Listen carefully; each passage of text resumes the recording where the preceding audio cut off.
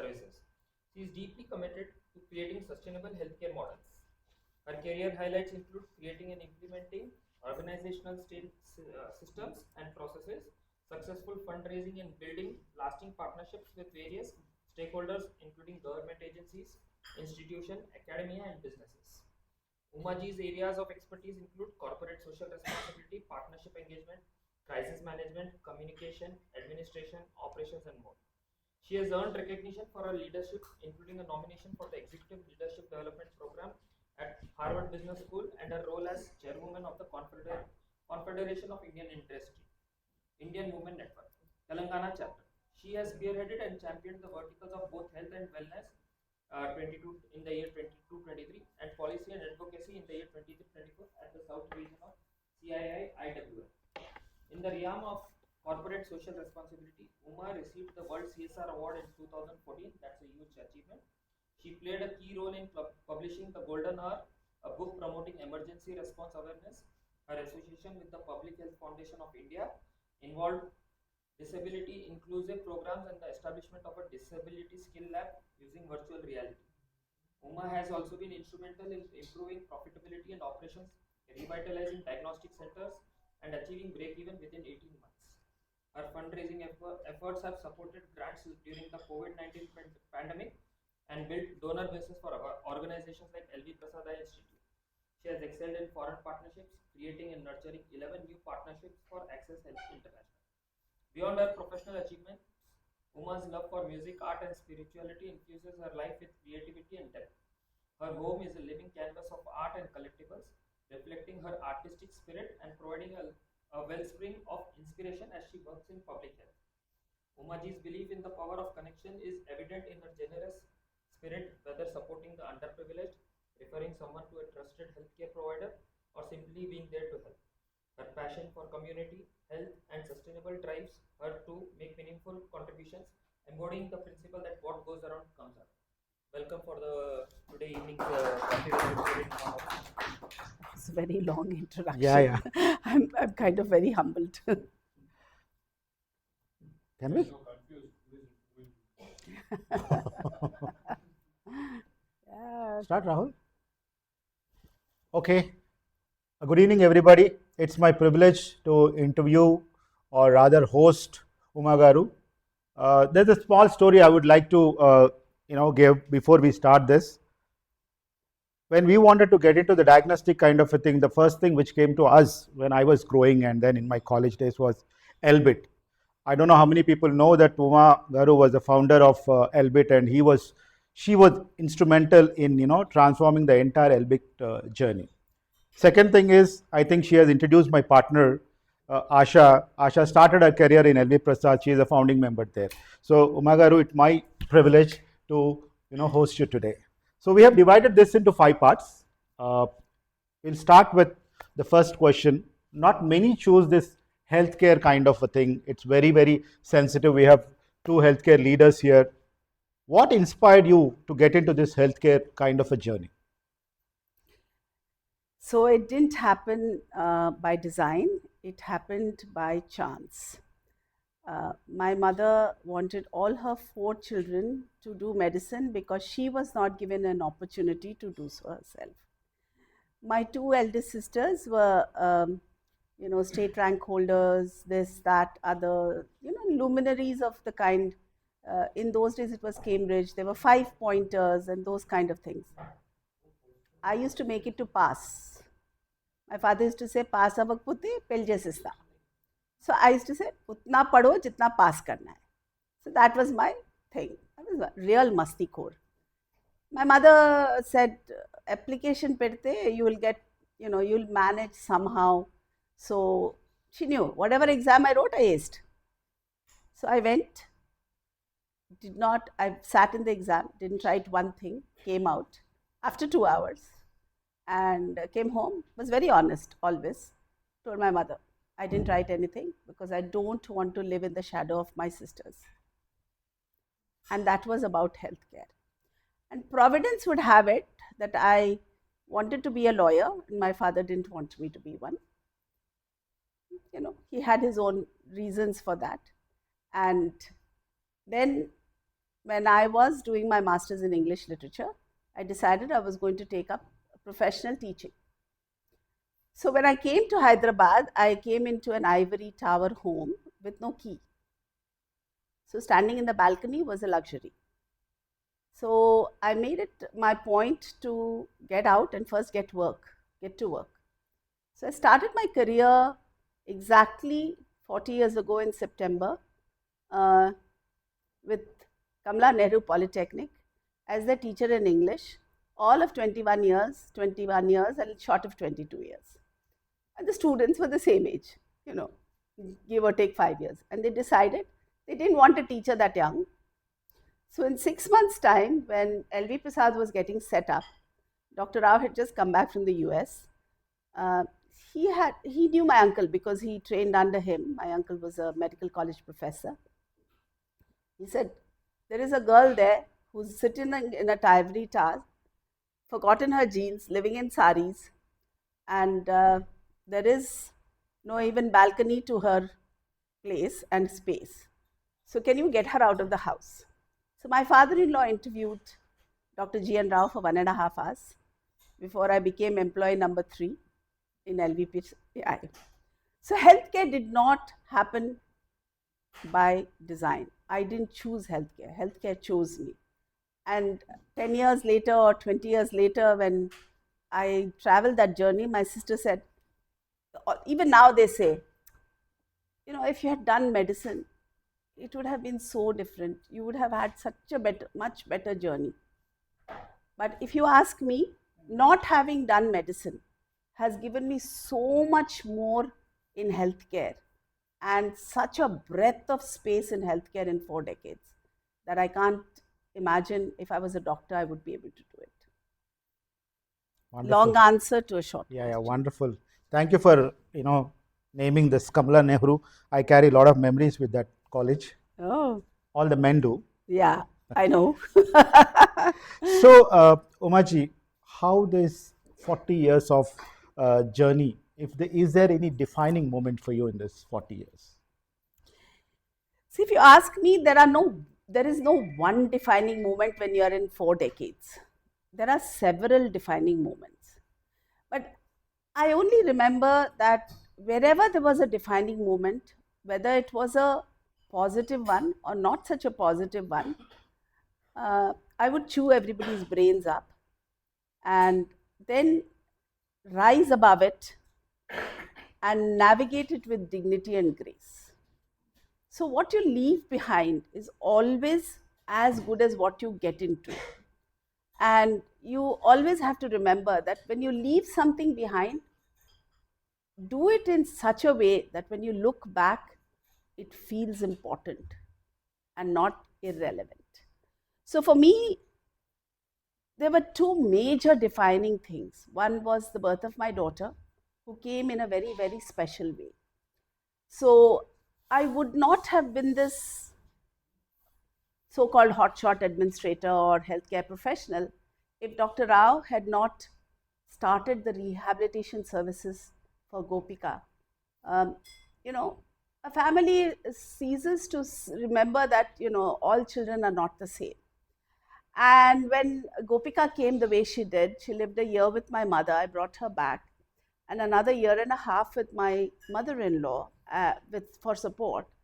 And my mother-in-law called up one day, and this was landlines, and she said, I don't want to take care of her anymore. You just come back. We don't need the money you earn. So put in those papers and walk straight back home and take care of your child. Nothing wrong with that. She was not in a position to handle it the way she should.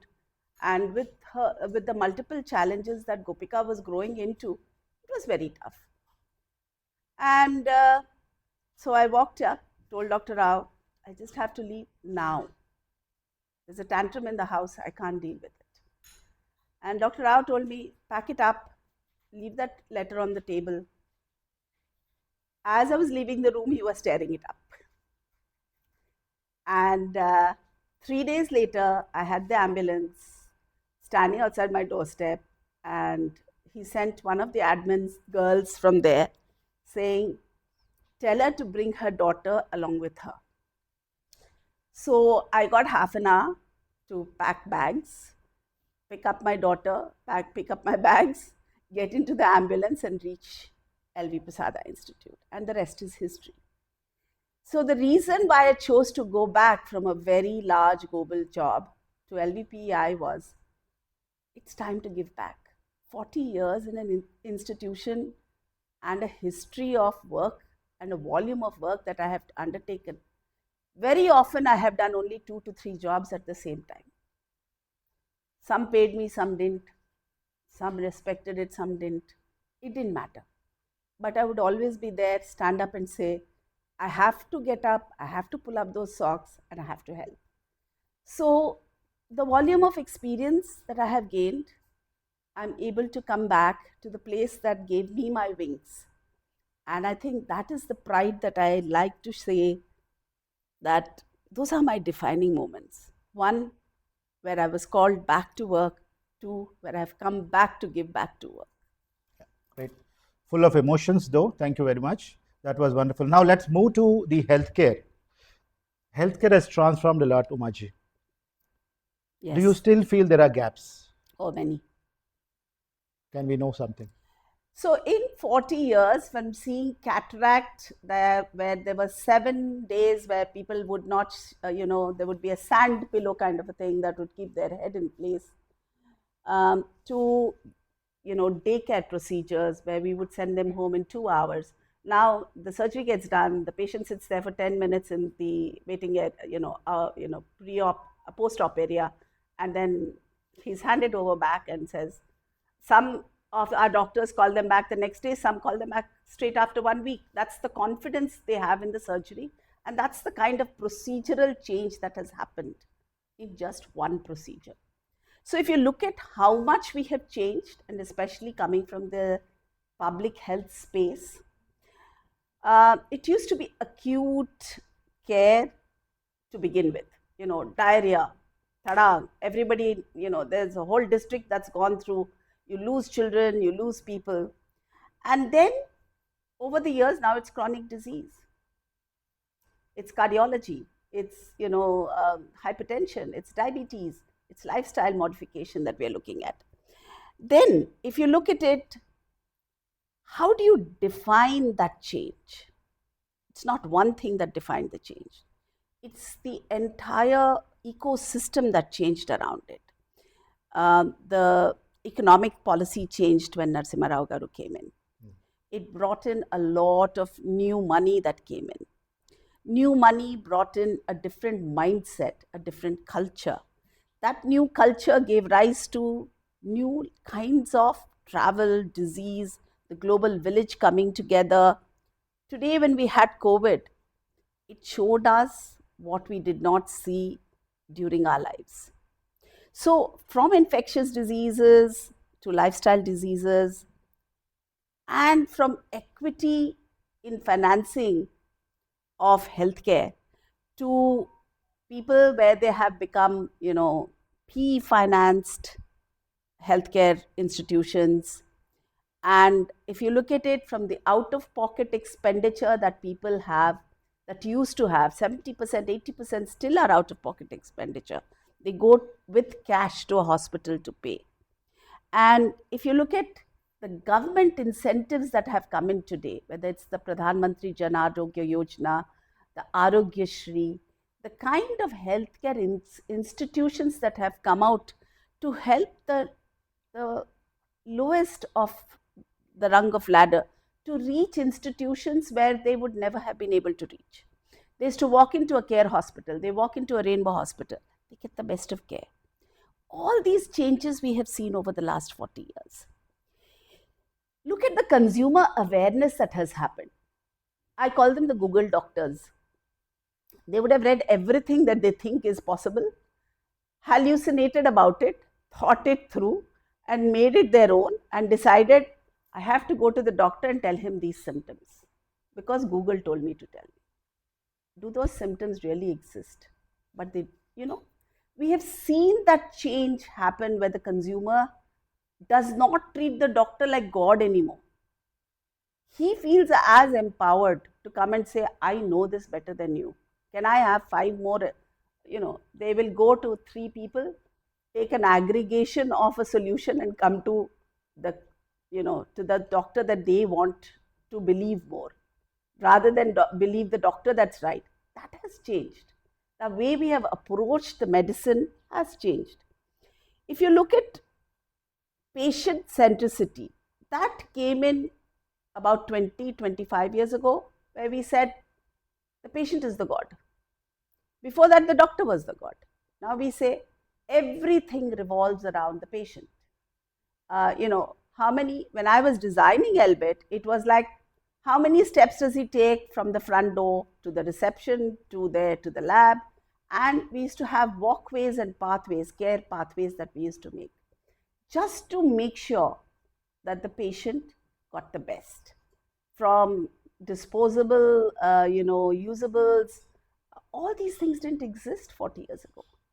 And today, if I walk into a place, I say, is this going to be thrown away after me?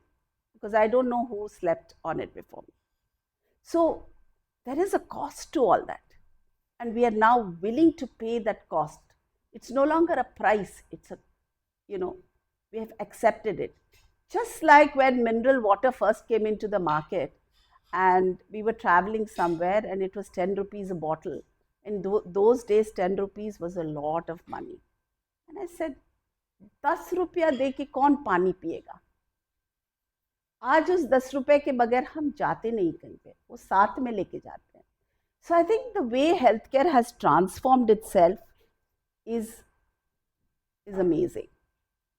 I'm going to touch on AI, which of course, and precision medicine, just to begin with. AI is going to be disruptive. It started disrupting jobs 25 years ago with radiologists. When it started showing you pattern recognition, it was not the true sense AI. But today, this afternoon, we went and celebrated. I sit in a room full of technologists, and the retinal specialist walked in. She was shown 2 images, one AI generated, one a fundus photograph, and asked to pick which was which, and she couldn't. So we went to celebrate the fact that we have reached a point where we are able to generate that kind of patterns for people to learn. So the way medicine is being taught is different, the way administration is being taught is different. And of course, I'm going to leave the love of the life to Kamala when she'll talk about precision medicine and CAR cell therapy in the first week of May. Okay. So that's how much in 40 years healthcare has changed. Great. So I just want to continue from where you left about Elbit. Elbit, when you started that, probably today is a role model for all the diagnostic centers, if I'm wrong.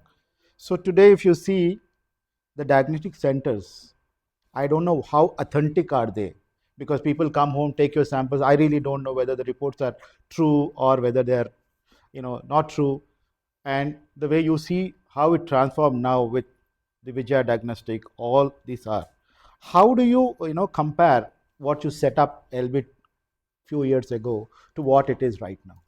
See, diagnostics was a mom and pop shop when I walked out. I was lucky to have 2 great sponsors who made Elbit happen. They were founders of Reddy's Labs. Dr. Anji Reddy and Mr. MP Chari owned this brand called Elbit. It was an Israeli brand, and they had started it before I actually came into it. There was a center in Bangalore. I was asked to visit that center in Bangalore because I was going to be in Bangalore for something. And I gave him a 14-page handwritten report on what can change just being an administrator.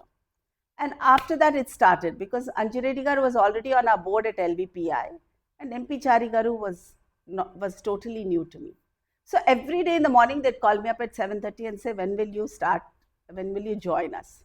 This happened for 9 months. Then I gave a 6 months notice to Dr. Rao. So it took me a year and a half to make a decision to move from my home, where I was the queen bee at LVP, to set up something new. What happened with Elbit was I was able to combine the administrative experience of what I had done in patient care and bring in that newness, and learn from Mr. Chari and Anjay Reddy Garu the ropes of business, literally sitting at their feet, because they started Reddy's labs like that. So there were a lot of firsts. We had the first 3 Tesla MRI in this part of the world. We had the first space, may sound ridiculous, a bathroom where you could actually come out like a 5-star hotel and adjust your sari instead of just picking it up like this into wet bathrooms. Every single thing was disposable, so you never felt uncomfortable. There was a time given to you, we stuck to that time. So there were so many firsts, and above all, we spent 1.2 crores on a 10,000 square feet space designed by none other than Mrs. Brinda Somaya of Somaya Kalapa, who is one of the leading restoration architects of this country. She flew down, she used to sit with me, and we used to do these. I did 47 options of designs before I actually set up a 10,000 square feet space. That became the talk of the country. So I had the Harsh Mahajans, Ritu, come, stay with me, learn. Vijaya, come, Surendra Reddy Garu, ila cheste naku competition అయిపోతావు నువ్వు, and now every diagnostic center has a standardized format and a color scheme for themselves, which didn't exist in the time when I set it up 25 years ago. So again, to come back to why Elbit was different. Elbit was different because it cared. It gave it that human touch. And diagnostics today are a lot of automation. So please don't, we used to have something called the sync test. That means they'll do the sample, they'll do the dipstick, as they would call it, and if the sample was positive, it would get processed further. If the sample did not meet certain criteria, it would go into the sink, and you'd get a normal report of some kind. So that existed in this unorganized sector for a long time. But then what happened? Simultaneously, if you look at the last, again, 25, 30 years, you'll find that the automation of the biotechnical industry, or the bioengineering industry, became so advanced that you send in a test today, within 2 hours, I send it to Yoda, I send it to Tenet, I send it to Lucid. They're all my people who have been trained under me in Elbit, and you'll find that within 2 hours, your reports start coming in onto your mobile. Or they'll send you a report finally into your email. They're not wrong. What still requires manual intervention takes time. Like an ultrasound, it takes time to give you a report. That too, depending on which part, how much. Then an MRI report that has a lesion takes time, because even though there is pattern recognition which happens to measure the size of a lesion, to see how far the lesion is, to give the diagnostics of that to a clinician properly, it takes time. But a lot of the biochemistry, which is routine, a lot of the pathology, the basic pathology, which is routine, still come to you in a few hours. So that didn't happen 40 years ago. So if you look at it, yes, the industry has changed. 2, you don't have to doubt every player in the industry, but you have to be careful about how they collect your samples. Like I always tell people, if you have to give a urine sample, please go and give it. If you have an infection, go and give it at the center. It should not stay for more than half an hour to 45 minutes. That guy will take half an hour to come to your house and go back. How good is that sample? So if you are doing well and you have a protocol, usually it happens. It's okay. But there are times when you actually need that extra bit. I hope I answered your Yeah, question. great. So now let's move to the CSR, which is quite interesting topic, CSR and partners. You must have dealt with many. Yes, I did.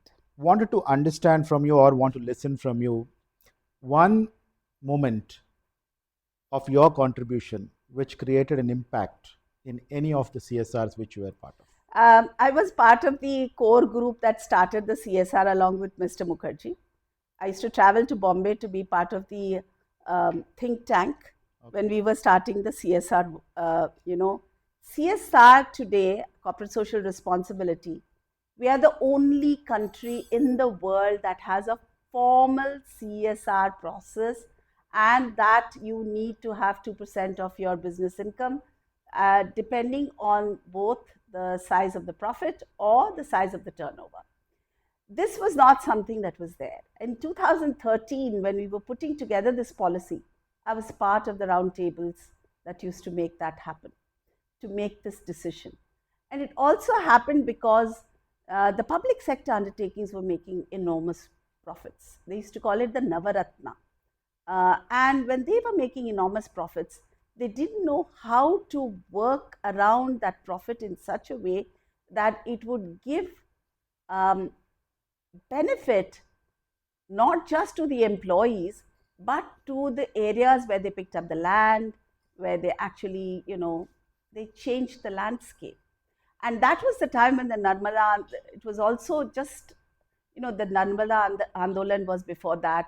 Anywhere there were, Bastar, there was a huge outcry because Tatas wanted to set up something, then they gave it all back. Of course, we had Singrur, we had all these kinds of things where people wanted to do good, corporates wanted to do good, but could not. And they wanted to do good for the community. So CSR came into being because of the community practices that were required, good schools, good healthcare. Those were some of the basic requirements that 2013 Act came in. And I was very privileged to be a part of that Act and recognized for it. The one other thing that I will talk to you about is what I have done for my daughter, who's extremely challenged, as many of you know, and the school that she is a part of. So I have been very privileged where people have just walked up to me and said, do you think we can do something for Gopika school? And I said, don't do it for Gopika school. Do it for those that are so far challenged that nobody in society will accept them. So most of the children who live at Sadhana, we have about 40, 15, they're no longer children. They're adults in age and children in their mind. And most of those people have abandoned them. People have come, left them, good homes, bad homes, difficult homes, we don't know. Today, we have started a wing where the children, we have about 40 children who come with mothers mostly because the fathers have abandoned them. And they come to understand, they think that their child is going to become normal because they come at that stage when they're 3+, 4+. At least now we have early intervention. When Gopika was born, I was groping in the dark. I had no idea of how to deal with disability. Today, at least disability, mental health, awareness have now become conversations. In those days, if there was a puja happening somewhere, me and my daughter were not welcome. There was a marriage happening somewhere, they would just tell me, you can come, as long as, very blatantly, by the way. It was not even an outside thing. Don't bring Gopika. So from there, we have reached a point where people, travel with their children who have disability, who accept the fact that they have. But we have something like 400 centers for early intervention where none of these children, at least 80% of those children, are not going to benefit. So it's become money spinning on the other hand. So where does CSR come in? CSR comes in to support institutions where they are never going to be able to become self-sustaining. Nobody wants to give money to somebody whom they know they're never going to be useful to them in their home or in the society. So corporate social responsibility plays a really big role, and there are many who have actually very silently taken care of their personal wealth and put it into social responsibility. Very grateful to all those people who think beyond themselves. Great. Slightly, we'll move from this regular questions. Okay. Uma, known as a healthcare professional, one who created impact in the diagnostic field, a CSR, giant, making a lot of impact. If not for healthcare, where would Uma be? Textiles. Oh, for sure, I would have been in running a nice set of working across the country, sitting with weavers at the pits and asking them questions, which I do even now. I make journeys. I sit over there and look at their design and say, oh my God, how did you make this? Or, embroidery that happens at the level it does. And I think that would have been such a lovely journey to have. Sure. Unfortunately, it doesn't pay you that. What healthcare pays you. So you just have to do what, sometimes, you have to marry the money also. That's where it is. So, what are your plans post your retirement, or are you planning to retire? I think I'm already retired. Okay. Because I have always loved whatever I've done. And I've done it for 40 years. And I'll do it for as long as I live. So there is no word, there's no separate retirement for me. The day I don't feel I'm doing something good, I just walked out of my previous company because I felt I had done whatever I needed to do. And my boss had to wait for he gave me, again, he took 9 months for me to make the transition. First 3 months was I put in my resignation, and he said, he didn't say a word. So 10 days short of my 3 months of having to transfer, I said, can I go? And then he said, no, give me a sabbatical of 6 months. I gave him a sabbatical of 6 months. Then I went back to him 2 weeks before the sabbatical, and I said, now. And he said, no, I think you should go. It's, in all fairness, you seem to be enjoying what you're doing. And I said, immensely. So just love what you do. Great. So, by the way, Uma is on my company board. She's an advisor, in terms of healthcare, because in my company we deal a lot with the hospital industry. So we are honored to have in our company, and with her help, I think we have done a lot in the healthcare. We hope to continue to do that. Before we move to the rapid fire round, which has a couple of questions, and then the house is open. One last question about the Rotarians. How do you think the Rotarians should, create an impact, or what should they, carry in terms of creating the social impact with the support of the healthcare? So I think Anita and I have been having some very interesting conversations. If I'm allowed to speak about it, yes. So I've been talking to Anita about creating awareness. Because if you go beyond the 50 or 100 kilometers of Hyderabad and go into the tier 2 and the tier 3 cities, you will find that there are so many myths that are there.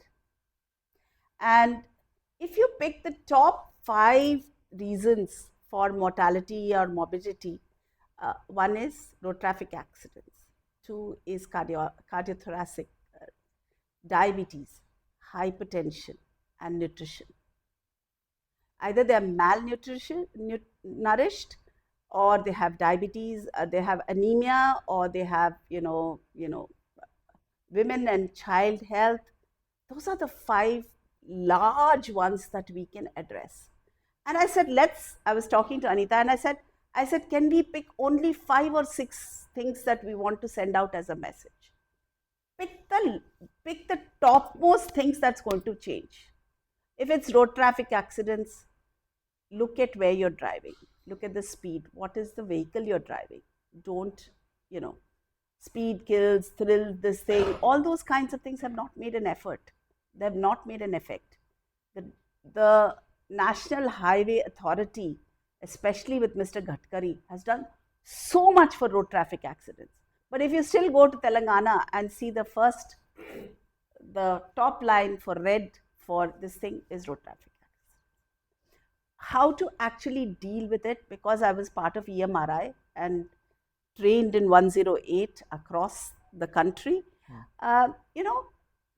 There are ways to actually prevent road traffic accidents, and we can work with district administrations for that, and Rotary is such a wonderful partner to have. And if I'm looking at cardiology, I'm looking at mother and child who can help me there. Pick 5-6 things. Don't bombard them with lot of information. Nobody remembers it. They'll walk out of this room and say, who's Uma? Right? So pick it in such a way. The cancer care project that she made such an impact with. Yeah. So if we pick up the things that will make an impact and spread it to 3 or 4 clubs max and see how that ripple effect goes, then sure, we can make it a larger project as we go. So those are thoughts for Rotary. Sparsh and palliative care and living will. For people like me, a living will is the thing that we need, right? I have nobody after me to take care of my wishes. So I would love to spread the word on living will for especially those that are educated and who think they are going to live to be 100.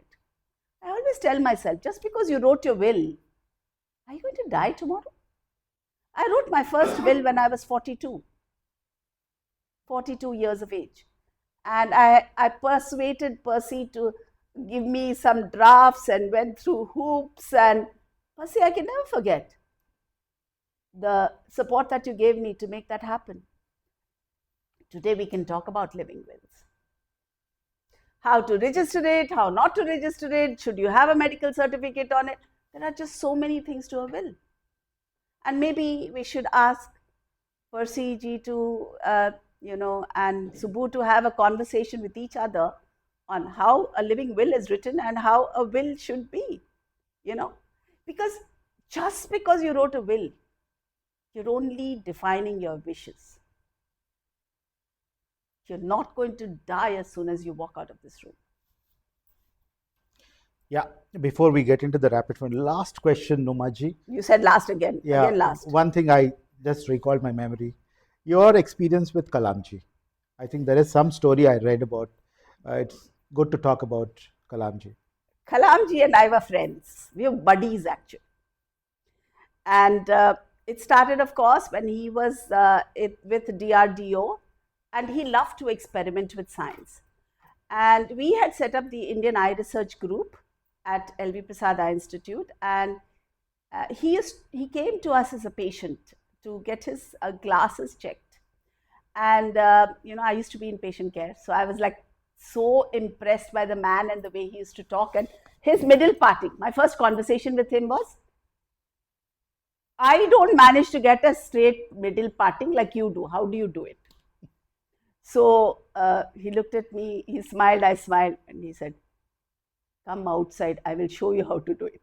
So, he was very quirky as a man. So, of course, Dr. Rao walked in, and then he saw him, and then. So he became a part of the IERG as part of the scientific advisory thing for setting up something called the indigenous YAG laser. Because YAG laser, which we used to use for glaucoma and retina, in those days, ND YAG lasers used to cost a bomb, and we only had one. And to import it, and then, you can only use it for so many people, and this, that, and the other, the laser has a life, and da-da-da-da-da. So he said, why don't we set up one? He was responsible for getting the light titanium for the feet, for disabled with Dr. B.N. Prasad. So he used to pick up all these little places where science could be married to medicine, and he would bring it out. Who was the administrator who used to do the running around with the paperwork? There was this little girl then who used to go. And when I went to DRDO in an auto, in the middle of May, hot sun, he used to say, Uma, Short of taking off your clothes, they'll do everything. Leave all the papers and everything. There were no laptops and all in those days. Leave everything at the security and let them let you come in.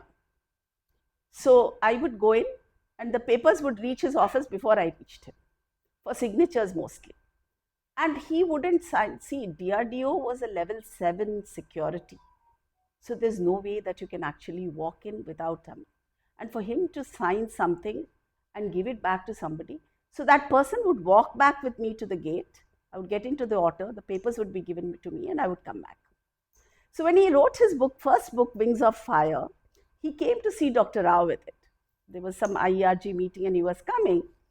And I used to sit like across the door from Dr. Rao so that he could open, shout whenever he felt like it and close it back.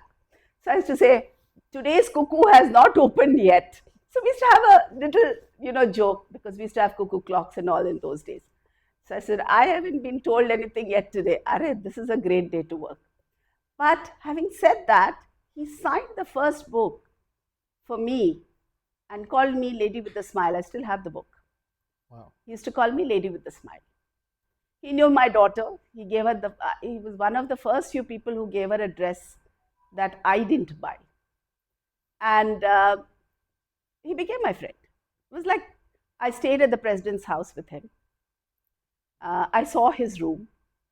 I shared dinner with him at the president's home. And I went to his brother's house in Rameshwaram. He ensured that I got my Naga Puja done. He knew so much about religion. He was a Sanskrit scholar.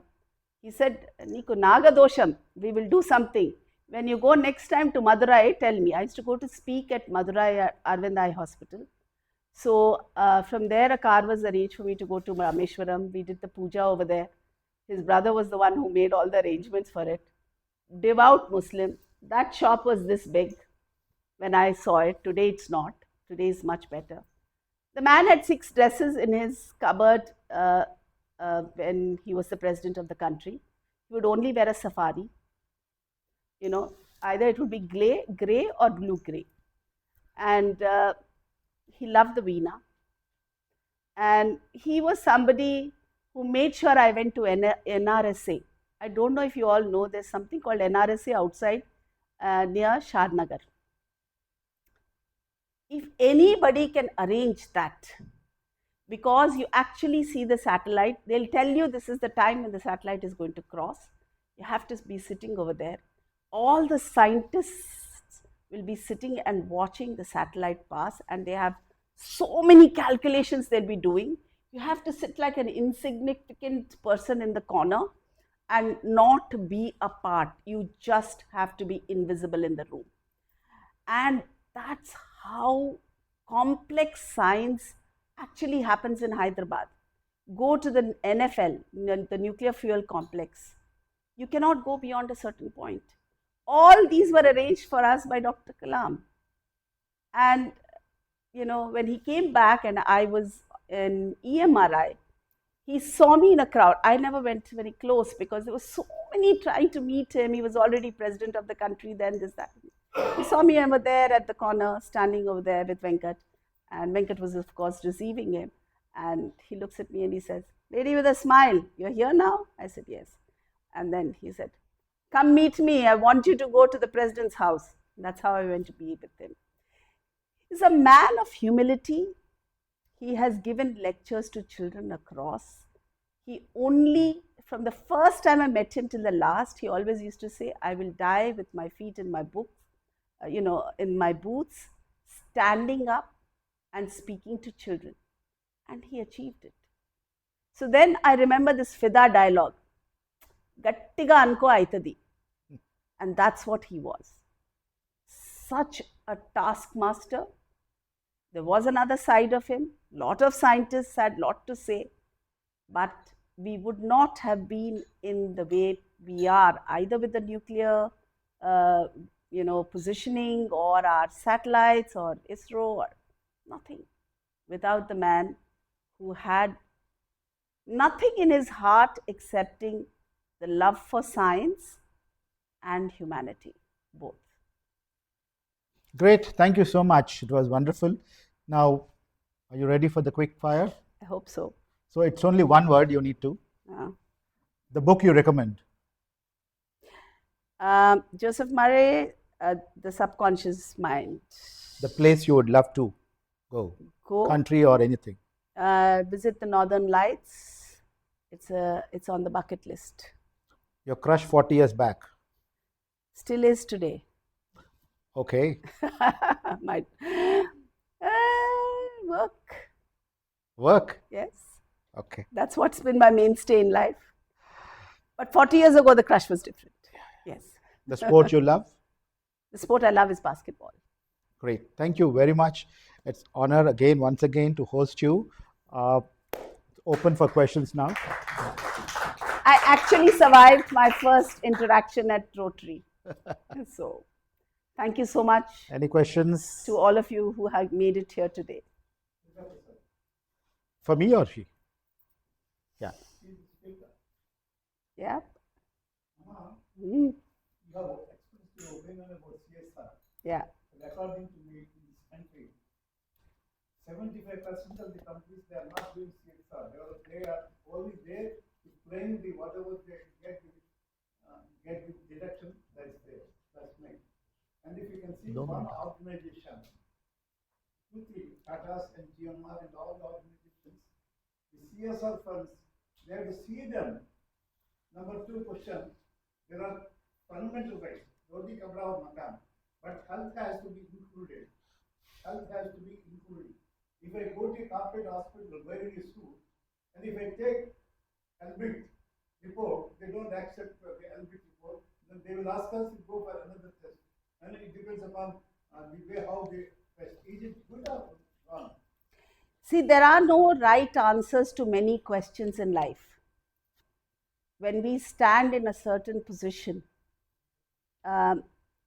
if I am standing here today and saying that disability is good, it's because I have understood disability. Many people can't accept disability. And all of us have disability, whether we acknowledge it or not. So if you ask me about CSR, it is the conscience of the company and the keeper who sits at the top who makes those decisions. So it has nothing to do with, if you see Tatas, let me tell you, their entire business model is on philanthropy. 60% and more of all the wealth that comes in to the Tatas is from charity. So each company is different, each individual is different. Correct. And the way you look at CSR for different things is different. They don't include health, they do include health, but they do it with skilling, they give machines. So CSR there again, it is not about the last mile, but it is about empowering people to get the last mile. Great. Okay, next. 1 to 1. Yeah, yes, we'll take it up offline. Yes.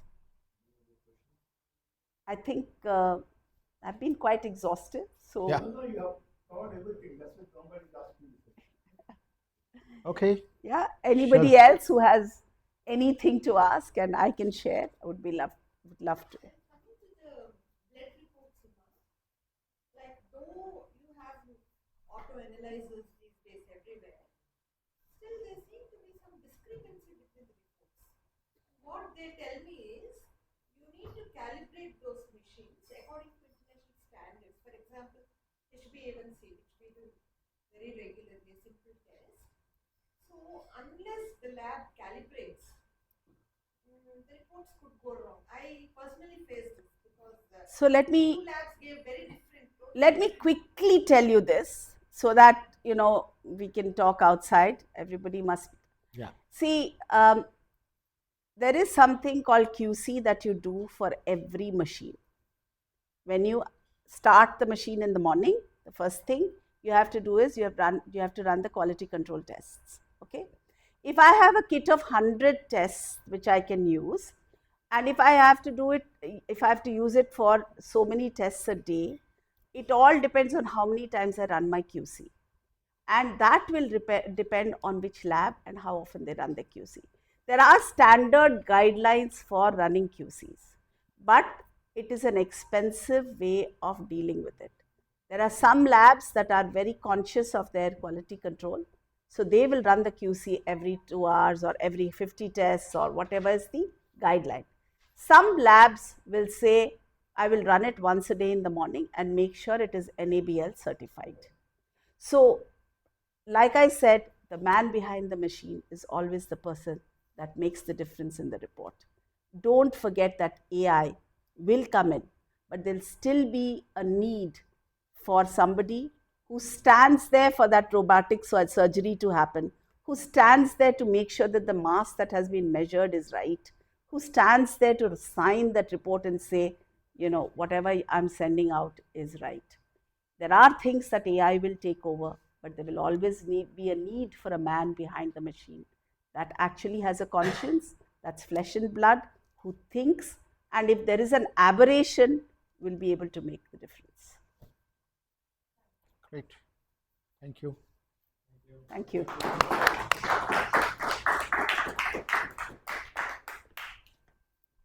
We have to get our. Extensively various topics actually. Thank you. Very educative. Thank you.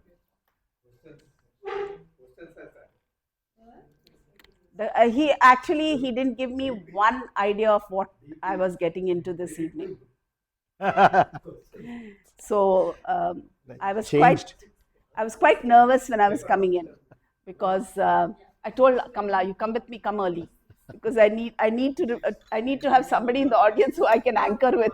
Covered various topics in a short span of time. Yeah. Thank you. Next meeting will be on 6th. A couple ivara maku. A couple ivara maku. Photo ले लेंगे रे, क्या होता है उससे? बुला लो, प्रणति को बुला के दे. Yeah. We'll take a picture with the. Yes, look forward to that. हाँ? और चप्पल है? We follow rule and protocol. 2 cups madam इवाले माने की. क्या करना? मैम मेरे इवाल madam. For being a wonderful host. Thank you. It's really very good. Thank you. And for your insightful. Thank you, Ma'am. Pranati.